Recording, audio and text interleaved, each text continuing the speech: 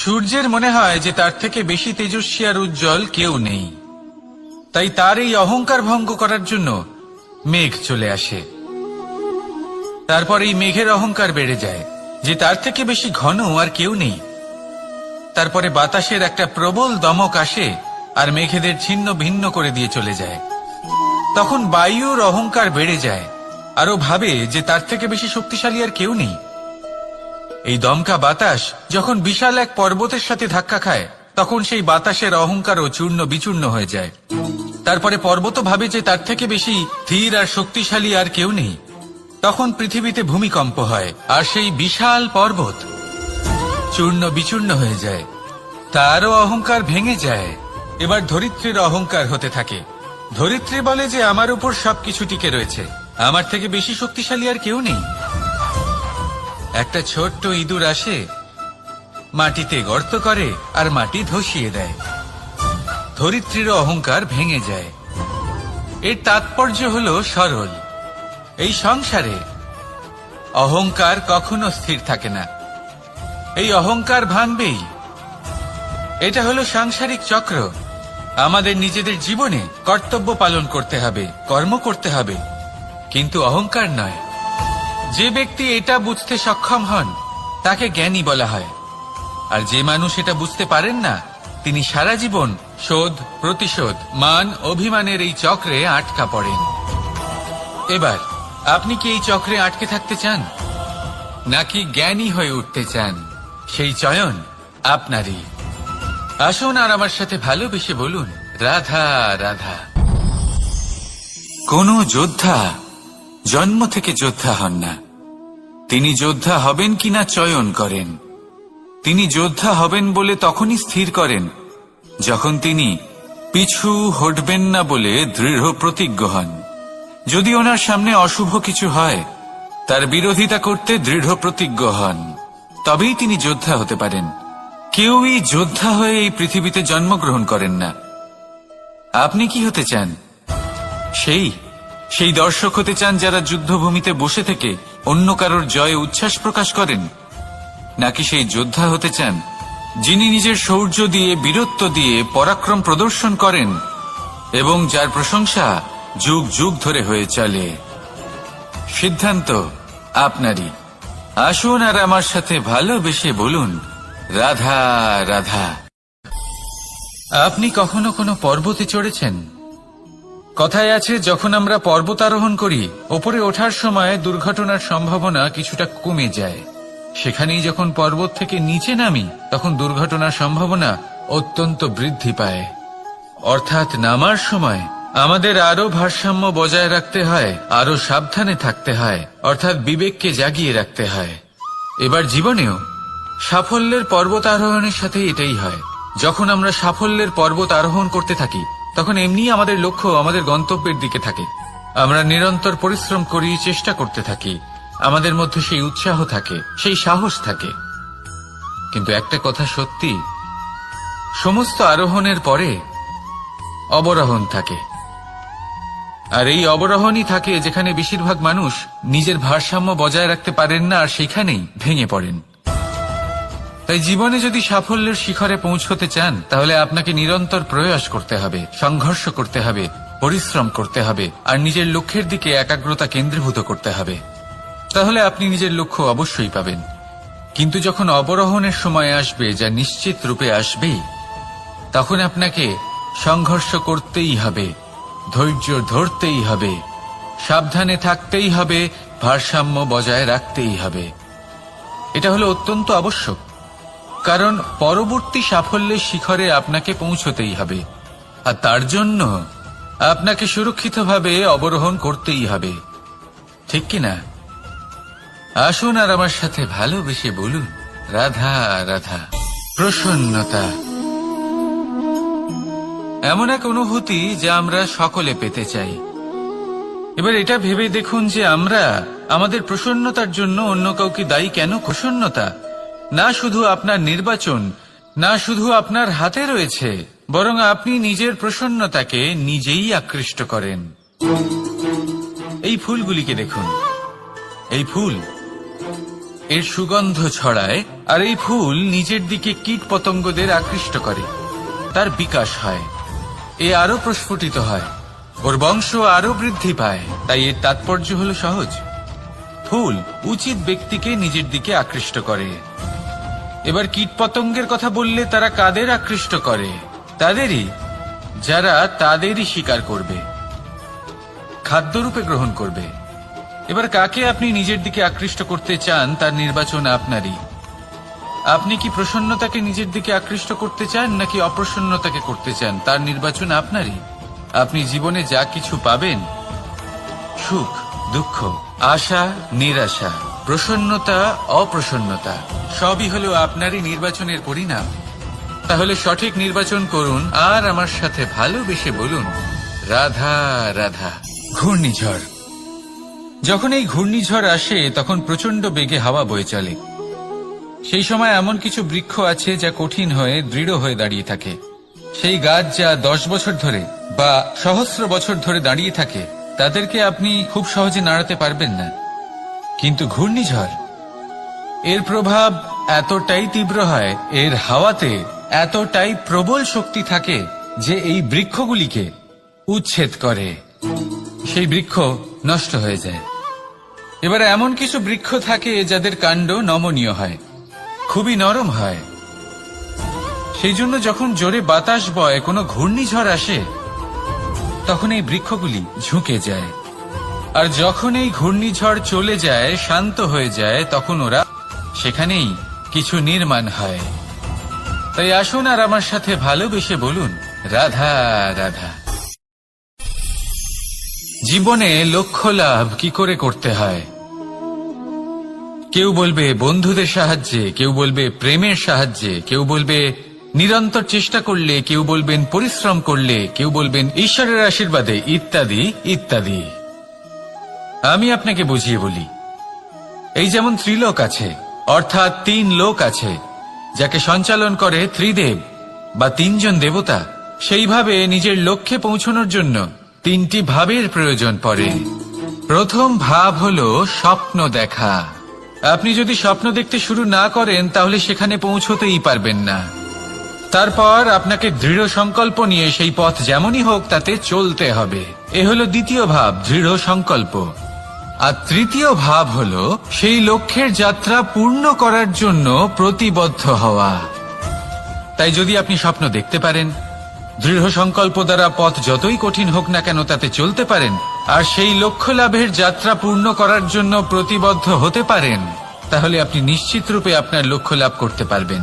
তাই আপনি এটাই করুন আর আমার সাথে ভালোবেসে বলুন, রাধা রাধা। কথায় আছে যে জীবনে কিছু শুরু করার আগে স্বপ্ন দেখা অত্যন্ত গুরুত্বপূর্ণ, আর এটা 100% সত্যিও। কিন্তু কিছু মানুষ স্বপ্ন দেখা শুরু না হয় করে দেন, কিন্তু তারপর থামেনি না। স্বপ্ন দেখতেই থাকেন, তারা ভাবতেই থাকেন, কর্ম করেন না।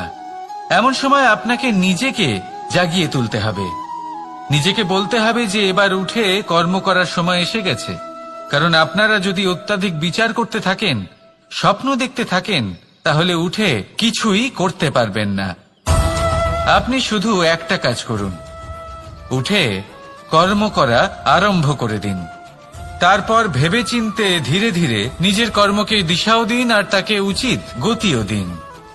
কারণ এটাই হলো সাফল্যের মূল মন্ত্র। না শুধু কর্ম করুন না ভাবনা চিন্তা করে, আর না শুধু ভাবুন কর্ম না করে। সাফল্যের মূল মন্ত্র হলো এর ভারসাম্যে। তাহলে এটাই করুন, সাফল্যকে লাভ করুন, আর আমার সাথে ভালোবেসে বলুন, রাধা রাধা। ভয়। আমরা ভয়ের বিষয়ে অনেক কথা বলি, ভয়ের থেকে সবসময় দূরে পালাই। কখনো ভেবে দেখেছেন আমরা এই ভয়ের সদ্ব্যবহারও কি করতে পারি না? নিশ্চিত রূপে করতেই পারি। এমন কোনো অক্ষর নেই যার দ্বারা কোনো মন্ত্র হয় না। তাই নিশ্চিত রূপে এই ভয়েরও সদ্ব্যবহার আমরা করতেই পারি। নির্ভর করছে আপনার দৃষ্টিভঙ্গির ওপর, আপনার প্রতিক্রিয়ার ওপর। ভয় যখন সামনে আসে, 2টো পথ থাকে। প্রথমটা হলো ভয়ভীত হয়ে চুপচাপ পালিয়ে যাওয়া, আর দ্বিতীয় পথ সেই ভয়ের সম্মুখীন হওয়া। সেই ভয়ে ডুবে গিয়ে দেখুন এমন কি আছে যা আপনাকে পিছনে টেনে রাখছে। নিজের সাহসকে জাগিয়ে তুলুন, নিজেকে আরো শক্তিশালী বানিয়ে তুলুন, নিজেকে আরো শ্রেষ্ঠ বানিয়ে তুলুন, আর আপনার সামনে যা আছে সব প্রাপ্ত করে নিন। সেই ভয়, আপনি তার থেকে পালিয়ে যেতে চান নাকি তার সম্মুখীন হয়ে নিজেকে আরো শ্রেষ্ঠ বানাতে চান? সেই চয়ন আপনারই, প্রতিক্রিয়া আপনারই, দৃষ্টিভঙ্গি আপনারই। আসুন আর আমার সাথে ভালোবেসে বলুন, রাধা রাধা। কখনো কোনো বনে আপনি আগুন লাগতে দেখেছেন? এমন ভয়ানক আগুন লাগতে পারে সমস্ত বন জ্বালিয়ে দিতে পারে। সেখানে যে বনস্পতি পাওয়া যায়, সেখান থেকে যে ঔষধি পাওয়া যায়, সবকিছু নষ্ট হয়ে যায়। যে পশু পাখি পাওয়া যায় বেশিরভাগই নিজের প্রাণ হারিয়ে ফেলে, আর যারা বাকি থাকেন তারা নির্বাসিত হন। কিন্তু কখনো ভেবে দেখেছেন এই বনে আগুন লাগে কি করে? ছোট ছোট শুকনো পাতার কারণে, শুকনো ডালের কারণে, সেগুলো যেগুলো কখনো গাছের অংশ ছিল। সবসময় মনে রাখবেন, গাছ আমরা কুড়ুল দিয়ে কেটে থাকি, কিন্তু গাছ কখনো কুড়ুলের ডগা দিয়ে কাটা যায় না। বরং এই যে হাতলটা আছে, তাতে যে শক্তি লুকিয়ে রয়েছে, এই শক্তির দ্বারা গাছ কাটা হয়। এবার বলুন, এই যে হাতল, এ কি দিয়ে তৈরি হয়? স্বয়ং গাছের দ্বারাই। এর থেকে আপনি কি শিক্ষা পেলেন? যদি কেউ আপনজন হন, যে আপনার কোনো দরকারে লাগছেন, সেই কারণে তাকে নিজের থেকে দূরে করবেন না। যদি তার সাহায্যের প্রয়োজন হয় তাহলে তাকে সাহায্য করুন, যদি তার সঙ্গের প্রয়োজন হয় তাহলে তাকে সঙ্গ দিন। নিঃস্বার্থভাবে আপনজনদের বিকাশের পথে নিয়ে যান। নিজের স্বার্থ অনুসারে আপনজনদের নিজের জীবনে রাখবেন না। আসুন আর আমার সাথে ভালোবেসে বলুন, রাধা রাধা। দীপাবলি আমাদের সবথেকে বড় উৎসব। শ্রীরাম রাবণকে পরাস্ত করে 14 বছরের বনবাস কাটিয়ে আবার অযোধ্যায় ফিরে এলেন অমাবস্যার রাত্রে। অযোধ্যায় সবাই খুব প্রসন্ন ছিলেন, খুবই উৎসাহিত ছিলেন। অযোধ্যায় সহস্র প্রদীপ প্রজ্বলিত করা হয়েছিল এই উৎসবে। একে আমরা দীপাবলি বলে থাকি। এবার এই বিষয়ে আমরা সকলে জানি। আপনি কি এটা জানেন যে শ্রীরাম বাস্তবে অমাবস্যার এক রাত আগেই অযোধ্যায় পৌঁছে গেছিলেন? সবার সামনে অমাবস্যার রাতে এসেছিলেন। এর কারণ কি? শ্রীরাম প্রমাণ করতে চেয়েছিলেন যে যে কোনো সময়, দিন হোক বা রাত, শুভ বা অশুভ হয় না। শুভ অশুভ কিছু থাকলে তা হলো মানুষের চিন্তা, তার ভাবনা, তার নির্বাচন আর তার কর্ম। নিজেই দেখে নিন, শ্রীরাম শুভ কাজ করে ফিরেছিলেন এবং অমাবস্যার মতো গভীর এক রাত্রিকেও দীপাবলিতে পরিবর্তিত করেছিলেন।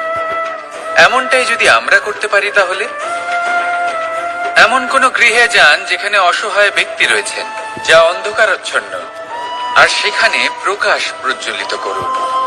প্রকাশ সহায়তার, প্রেরণার, আশার। যদি এমন কিছু আমরা করতে পারি, তাহলে তাকে প্রকৃত অর্থে দীপাবলি বলা যেতে পারে। তাহলে নিজের পরিবারের সাথে দীপাবলি পালন করুন। আপনাদের শুভেচ্ছা জানাই। আসুন আর আমার সাথে ভালোবেসে বলুন, রাধা রাধা। পৌঁছানো অত্যন্ত কঠিন হয়। কেউ ভাবেন যে কেন এত কঠিন হয়, কেন এত কষ্ট করতে হয় লক্ষ্যে পৌঁছানোর জন্য। এই লক্ষ্য সরলভাবে কেন আমার কাছে চলে আসে না? চলুন আপনাকে একটা কথা বলি, যদি আপনার লক্ষ্য কঠিন না হয় তাহলে তাকে পাওয়া আপনার পক্ষে অসম্ভব হয়ে উঠবে।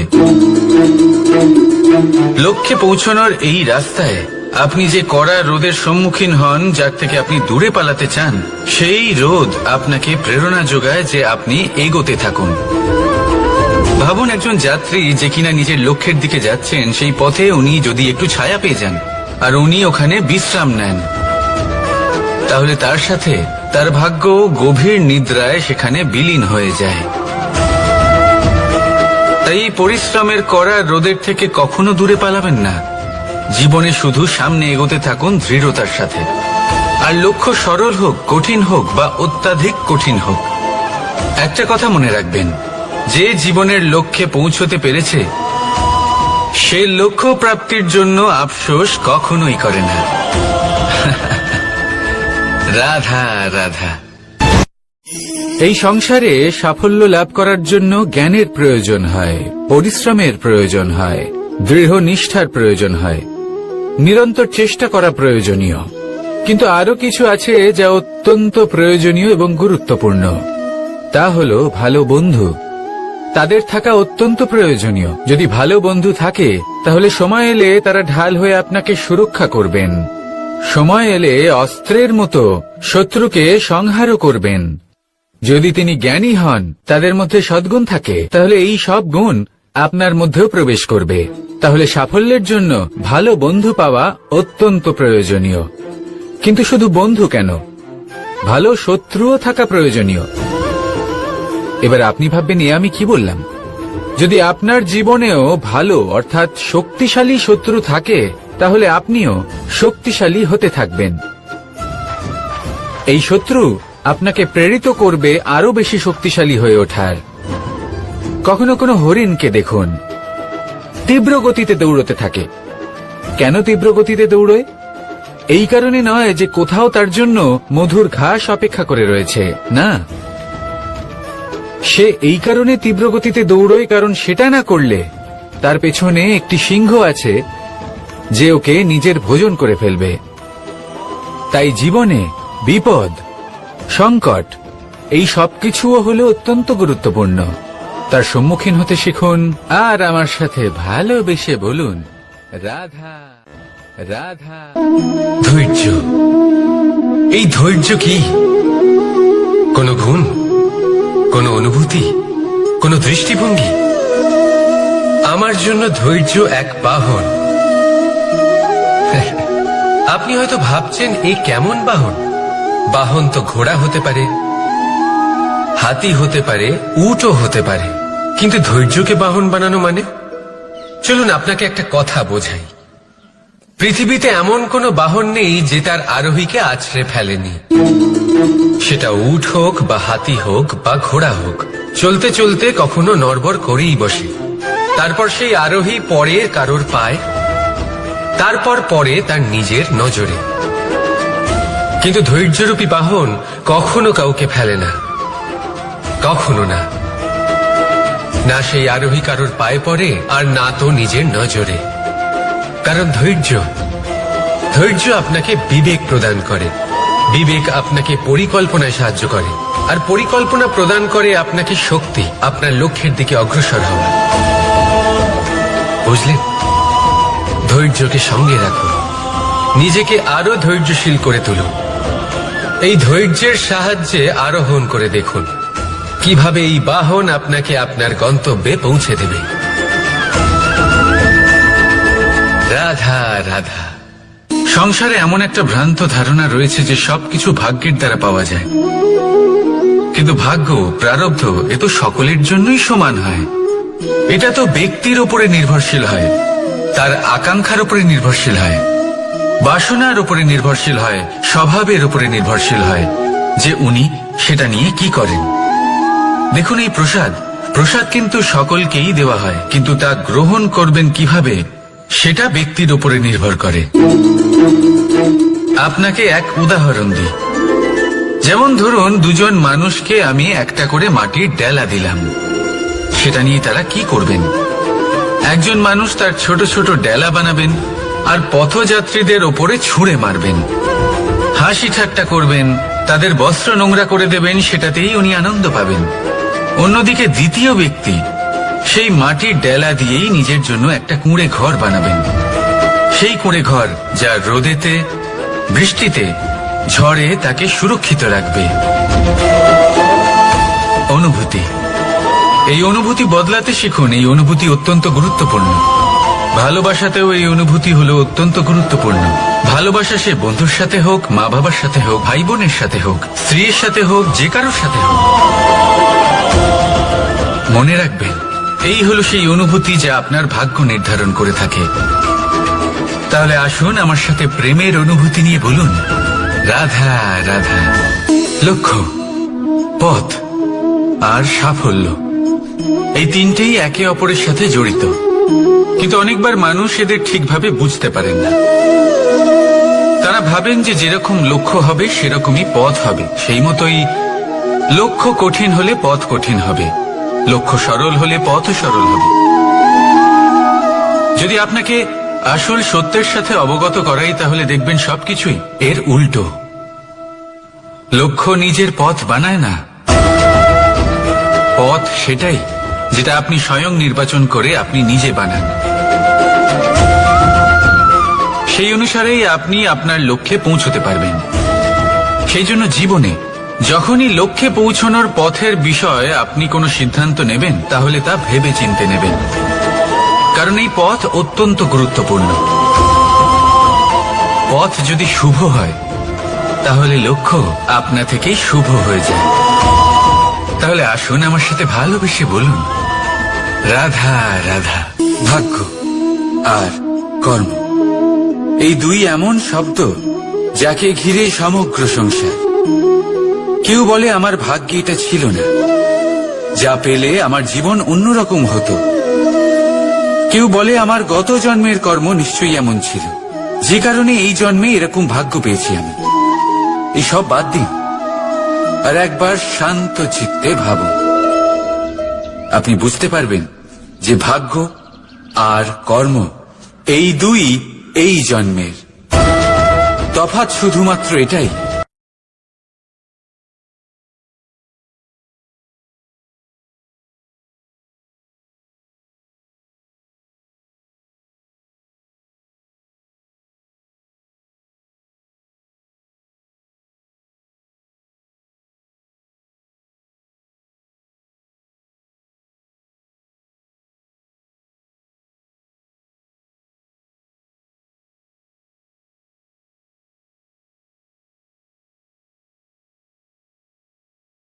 করে রাধা রাধা নাম কত সাধারণ একটা বিষয়। প্রত্যেক মানুষ যে জন্ম নেয় তাকে একটা নাম দেওয়া হয়, যা সে পেয়ে থাকে তার মাতা পিতার দ্বারা, না হলে তার গুরুর দ্বারা, বা কোনো আত্মীয়ের দ্বারা, বা কোনো কাছের মানুষের দ্বারা। এই নামের সাথেই সে আস্তে আস্তে বেড়ে ওঠে। কিন্তু এটাই কি সেই নাম? এই নামই কি সবকিছু? কখনোই নয়। একটা নাম সেটা যা আপনি জন্মের সময় লাভ করেন, যে নামে আপনি কর্মের পথে অগ্রসর হন। আরও একটা নাম সেটা যা আপনি আপনার কর্মের দ্বারা অর্জন করেন, আর এই নামেই আপনাকে সবাই যুগ যুগ ধরে মনে রাখে। আপনার আসল নাম সেটা নয় যা আপনাকে জন্মের সময় দেওয়া হয়েছিল। আপনার আসল নাম সেটা যেটা আপনি আপনার কর্ম দ্বারা লাভ করেছেন, কারণ সেই লাভের পেছনে প্রচুর প্রয়াস লুকিয়ে থাকে, অনেক পরিশ্রম লুকিয়ে থাকে। কিন্তু যদি আপনি চান যে মানুষ আপনার নাম মনে রাখে, তাহলে আপনাকে কর্মের পথে অগ্রসর হতেই হবে, শুভ কর্ম করতে হবে, অনর্গল চেষ্টা করে যেতে হবে, মহান কাজ করতে হবে। আর বিশ্বাস করুন, আপনি একটা মহান নামের ফল অবশ্যই লাভ করবেন। রাধা রাধা। আমি এখানে একা এই বনে বসে আছি, বাঁশি বাজাচ্ছি। কার জন্য? কে আছেন এখানে? কেউ নেই। আমার প্রজা, আমার রাজ্য, আমার পরিবার আমার থেকে অনেক দূরে আছেন। আমি এখানে একা এই বনে বসে এই আকাশের এই রঙের, গাছের এই সব ফলের, মাটির সুবাসের আনন্দ উপভোগ করছি। কেন? আমি হলাম দ্বারকাধীশ। এমন কি রাজকীয় বা ভৌতিক সুখ রয়েছে যে আমি ওখানে পেতে পারি না? সবকিছুই পেতে পারি, তাও এখানে বনে একা বসে আছি। কোন সুখ খুঁজে চলেছি? একা থাকার সুখ। আমরা প্রত্যেকদিন অনেক মানুষের সাথে, চিন্তাধারার সাথে, কর্মের সাথে, পরিস্থিতির সাথে, সুখ দুঃখের দ্বারা বেষ্টিত থাকি। জীবনের এই চক্রে আমরা জড়িয়ে পড়তে থাকি।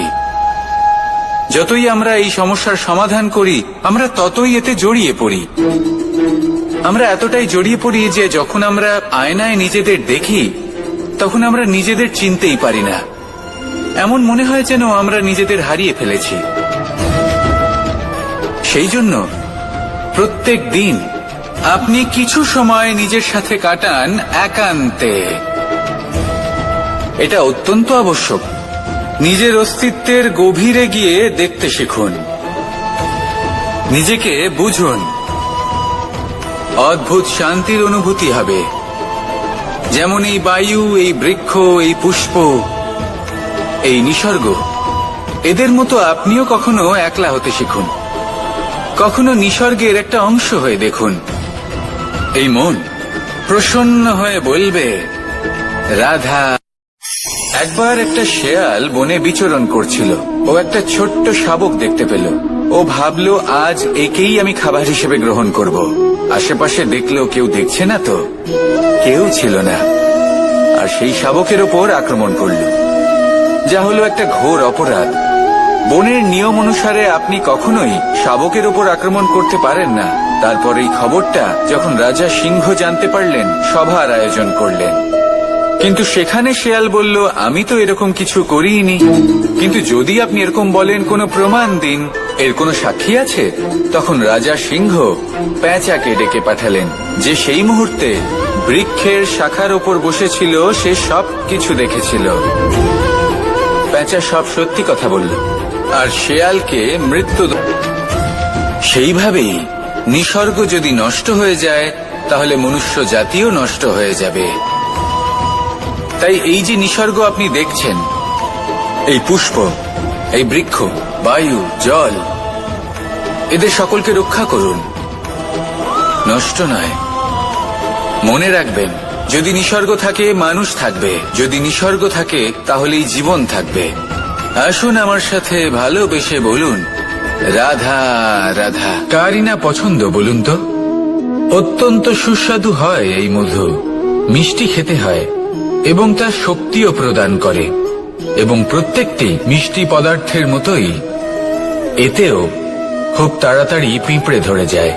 অন্যদিকে যদি নুনকে দেখি, তাহলে বছরের পর বছর রাখলেও এতে পিঁপড়ে ধরে না। এবার যদি কথা বলি বন্ধুত্বের, তাহলে বন্ধুত্ব নুনের মতো হওয়া উচিত, মধুর মতো নয়। যারা সামনে এলে শুধুমাত্র মধুর মধুর কথা বলবে, পরে এতে পিঁপড়ে ধরে যাবে। এটা নুনের মতো হওয়া উচিত। প্রকৃত বন্ধু হলো সে, যে সময় এলে পরে আপনার সামনে আপনার প্রকৃত সত্য তুলে ধরবে, তা সে যতই কঠিন হোক না কেন। আপনার দোষ, আপনার অপগুণ, আপনার খামতি আপনাকে বলতে পারবে, যাতে আপনি সেগুলো শুনে মেনে নিয়ে তারপর নিজেকে শুধরোতে পারেন। এটাই হলো প্রকৃত বন্ধুত্ব। কখনো নিজের জীবনের আশেপাশে মন দিয়ে দেখবেন, অনেক সময় এমন মানুষ থাকেন, অনেক বন্ধু থাকেন, যাদের দেখে আমাদের মনে হয় যে এনারা খুব কঠোর, এনাদের কথা খুব কটু। কিন্তু বেশিরভাগ এমন মানুষের মনটা যদি বুঝতে পারেন, তাহলে দেখবেন তাতে কোনো মালিন্য নেই। এনাদের মন অত্যন্ত পবিত্র হয়। যদি আপনার জীবনেও এমন কোনো ব্যক্তি থেকে থাকে, এমন বন্ধু থাকে, তাহলে তাদের আগলে রাখুন আর আমার সাথে ভালোবেসে বলুন, রাধা রাধা। যতক্ষণ আমরা এই সংসারে জীবিত, ততক্ষণ আমাদের সাথে সবকিছু থাকে। আমাদের ধন, সুখ স্বাচ্ছন্দ্য, আমাদের মিত্রগণ, আমাদের পরিবার, এই সমাজ, এই সবকিছু আমাদের সাথে থাকে। যেদিন আমরা এই সংসারকে ত্যাগ করব, এদের মধ্যে কেউ আমাদের সাথে যাবে না। না ধন, না স্বাচ্ছন্দ্য, না সম্পত্তি। এই সকল মানুষ, এই সমাজ, এরা শুধুমাত্রই শ্মশান পর্যন্ত আমাদের সাথে থাকতে পারবেন। তারপরে যদি আমাদের সাথে কিছু যেতে পারে, তাহলে তা শুধুই আমাদের ধর্ম। আর এই সংসারে আমরা নিজেদের যে সুনাম রেখে যাই, সেটা সম্ভব শুধুমাত্র কর্মের দ্বারা। সেই জন্য সংসারে যতদিন পর্যন্ত জীবিত আছেন, যদি কিছু অর্জন করতে চান, তাহলে ধর্ম অর্জন করুন। ধর্মের বিষয়ে স্পষ্টতা অর্জন করুন এবং কর্ম অর্জন করুন।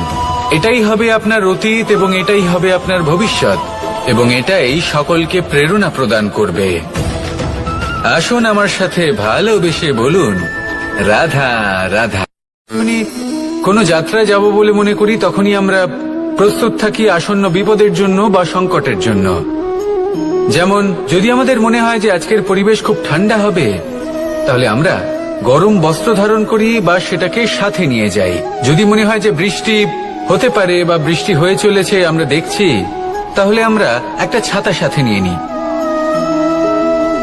আমরা প্রস্তুত থাকতে চাই এবং এটাই উচিত, এবং সেই কারণেই আমরা যাত্রায় সাফল্য লাভ করি। কিন্তু যদি আমরা কথা বলি জীবনযাত্রা নিয়ে, যা কিনা সব থেকে বেশি গুরুত্বপূর্ণ, তাহলে তার জন্য আমরা পূর্ণরূপে প্রস্তুত থাকি না।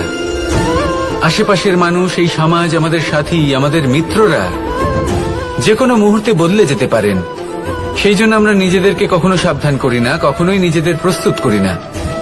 আমাদের এটা কখনোই মনে হয় না যে এরকম হতে পারে, আর সেই কারণেই শেষে গিয়ে আমরা অত্যন্ত দুঃখ পাই। একটা অমূল্য শিক্ষা আছে যেটা আমাদের লাভ করা উচিত। সতর্ক থাকা উচিত। এই জীবনযাত্রার জন্য শুধুমাত্র এই পরিবেশের বিষয়ে তথ্য সংগ্রহ করা বা তাকে অনুমান করা, এটুকু হলেই চলবে না। আমাদের আশেপাশের মানুষজনকে দেখতে হবে, তাদের স্বভাব পরিস্থিতির ওপর নজর রাখতে হবে। যখন তারা রং পাল্টাচ্ছেন, নজর রাখতে হবে, তা অত্যন্ত আবশ্যক। পরিবর্তন আপনার জীবনে অবশ্যম্ভাবী। সঠিকভাবে তার সম্মুখীন হন। আসুন আমার সাথে ভালোবেসে বলুন, রাধা। এই সংসারের সব থেকে বড় সুখ কি? কেউ বলবেন নিজের লক্ষ্য প্রাপ্ত করা, কেউ বলবেন ধন উপার্জন করা, কেউ বলবেন নিদ্রাই সব থেকে বড় সুখ, কেউ বলবেন রাজ্য লাভ করা, আবার কেউ বলবেন মাতার হাত থেকে খাবার খাওয়া, আদি ইত্যাদি। কিন্তু যদি সত্যি কথা বলি, এই সংসারের সব থেকে বড় সুখ হল সেবা করা। কখনো কাউকে সেবা করে দেখুন। এই সেবা দ্বারা অন্য কোনো মানুষের আশীর্বাদ লাভ করাতেই সুখ রয়েছে। আপনার সেবা ভাব দ্বারা যখন কোনো মানুষ নিজের অন্তরাত্মা থেকে আপনাকে আশীর্বাদ করে, তার থেকে বড় সুখ আর কিছুই নেই। কারণ প্রত্যেক মানুষের মধ্যে ঈশ্বর বাস করেন। নরের সেবাই হল নারায়ণের সেবা। নিষ্কাম সেবা করাই হল সব থেকে বড় সুখ। তাই নিজের অন্তরে সেবার এই ভাব জাগ্রত করুন। যে সুখের কথা আমি বলছি, সেই সুখ অনুভব করেই দেখুন। এই মন সুপ্রসন্ন হয়ে বলবে, রাধা রাধা। বাহ, পুষ্পের সুবাস আমার খুব ভালো লাগে। অত্যন্ত সুন্দর হয়, অবশ্যই সহ্য করতে হবে। এটাই হলো প্রকৃতির নিয়ম। এই নিয়ম কিন্তু আমরা সবাই জানি, কিন্তু আমাদের মধ্যে বেশিরভাগ মানুষ এই বিভ্রান্তি নিয়ে বাঁচি যে এই যে প্রকৃতির নিয়ম, তা আমার ওপর প্রযোজ্য নয়। তা কিন্তু নয়। আমাদের চতুর্দিকে এই যে নিসর্গ রয়েছে, আমরা তার কতটা ক্ষতি করি সেটা একবার ভেবে দেখুন। আমরা বনাঞ্চল জ্বালিয়ে দিই, বায়ু দূষিত করি, জল দূষিত করি, প্রাণীদের হত্যা আমরা করি। কেন? এই নিসর্গ আমরা নষ্ট করি, যদিও আমরা জানি যে আমরাও হলাম এই নিসর্গেরই অংশ। এবার দেখুন, শরীরের কোনো অংশে যদি আগুন ধরান, আস্তে আস্তে সমস্ত শরীরও জ্বলে যাবে। সেইভাবেই নিসর্গ যদি নষ্ট হয়ে যায়, তাহলে মনুষ্য জাতিও নষ্ট হয়ে যাবে। তাই এই যে নিসর্গ আপনি দেখছেন, এই পুষ্প, এই বৃক্ষ, বায়ু, জল, এদের সকলকে রক্ষা করুন, নষ্ট নয়। মনে রাখবেন, যদি নিসর্গ থাকে মানুষ থাকবে, যদি নিসর্গ থাকে তাহলে এই জীবন থাকবে। আসুন আমার সাথে ভালোবেসে বলুন, রাধা রাধা। আমাদের মধ্যে এমন কেউ নেই যে কখনো বৃক্ষ দেখেনি, বৃক্ষে এই পাখিদের দেখেনি, তাদের বাসা দেখেনি, এই পাখিদের নিজেদের ছোট ছোট বাচ্চাদের কখনো খাওয়াতে দেখেনি। এই সংসারের সবচেয়ে মমতাময়ী এক দৃশ্য।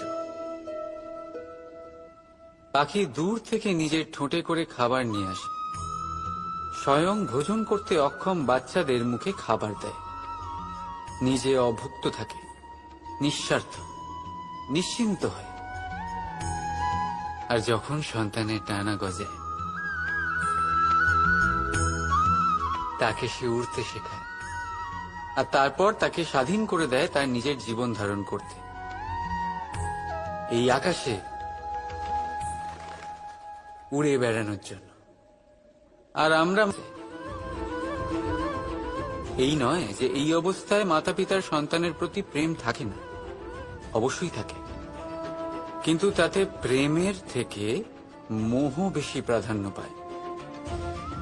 সে নিজের আর তার সন্তানের ভবিষ্যতের মাঝখানে বাধা হয়ে দাঁড়ায়। আমরা ভুলে যাই আমরা কেবল জন্মদাতা, ভাগ্য বিধাতা নই। যখন প্রেমে মোহ চলে আসে তখন সেটা প্রেম থাকে না, স্বার্থ হয়ে দাঁড়ায়। এই জন্য প্রেমকে কাছে রাখুন আর মোহকে দূরে, কারণ যার প্রতি প্রেম আছে তার বিকাশে বাধা দিতে নেই।